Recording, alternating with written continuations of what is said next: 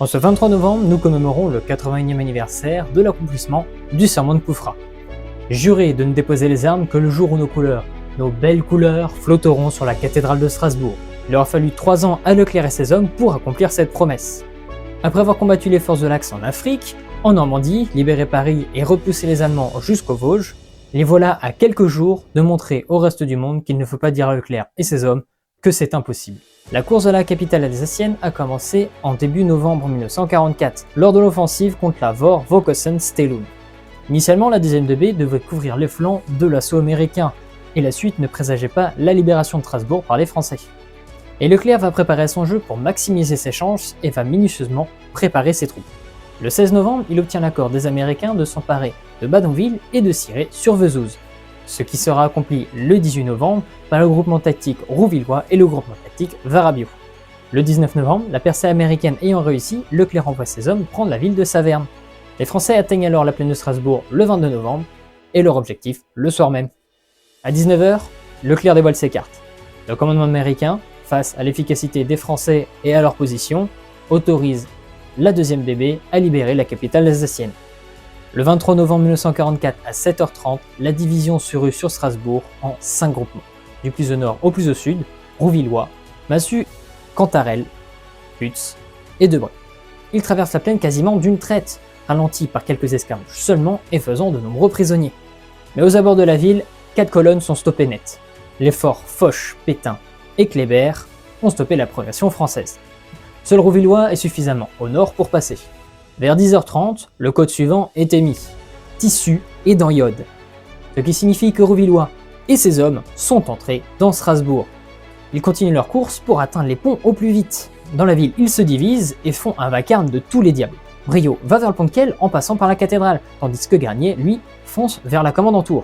Ils surprennent les Allemands qui tentent de s'enfuir, détruisent leurs véhicules et toute chance pour eux de pouvoir riposter. Si Garnier arrive à sécuriser la Kommandantur assez facilement, Brio lui est stoppé par un anti-char sur le pont de Kiel. Massu étant plus proche du passage de Rouvillois, il contourne le fort et suit les traces de son camarade. La ville est plongée dans le brouillard, il n'y a presque plus âme qui vive. La colonne croise alors les quelques carcasses et corps laissés par la colonne qu'ils suivent. Les très rares civils qu'ils croisent se cachent et rasent les murs. En début d'après-midi, le spahis Maurice Lebrun stationne au pied de la cathédrale avec son char. Après avoir longtemps insisté auprès de son supérieur, il obtient la permission d'aller accomplir le serment. Il se munit alors d'un drapeau, confectionné par Emilienne Lawrence, une charcutière de Strasbourg, et monte jusqu'à la flèche. Il y a le vent glacial, vertige, 142 mètres. Je grimpe. Enfin voilà le sommet. J'attaque le paratonnerre et je crois bien que je tremble. J'extrais le drapeau de mon blouson. Le vent, dirait-on, me le dispute. Ça y est, il est bien attaché, je le tiens toujours serré. Il me semble entendre des balles siffler. Je les avais oubliés, les Allemands. Ils sont en train de m'aligner. Depuis un moment déjà, sans que j'ai réalisé. Le 23 novembre 1944 à 14h30, le serment de Kufra est tenu. Officiers, sous-officiers, soldats de la 2e division blindée. En 5 jours, vous avez traversé les Vosges malgré les défenses ennemies et libéré Strasbourg. Le serment de Kufra est tenu. Vous avez infligé à l'ennemi des pertes très sévères, fait plus de 9000 prisonniers, détruit un matériel innombrable et désorganisé le dispositif allemand. Enfin et surtout, vous avez chassé l'envahisseur de la capitale de notre Alsace, rendant ainsi à la France et à son armée son prestige d'hier. Au nom du général de Gaulle et de la France, je vous remercie. Nos camarades tombés sont morts en héros. Honorons leur mémoire.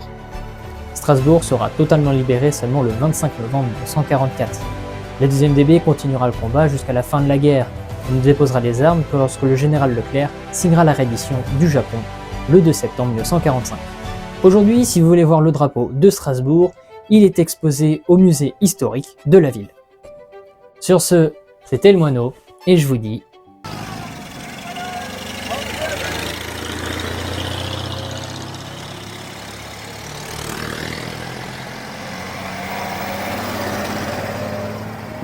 à la prochaine.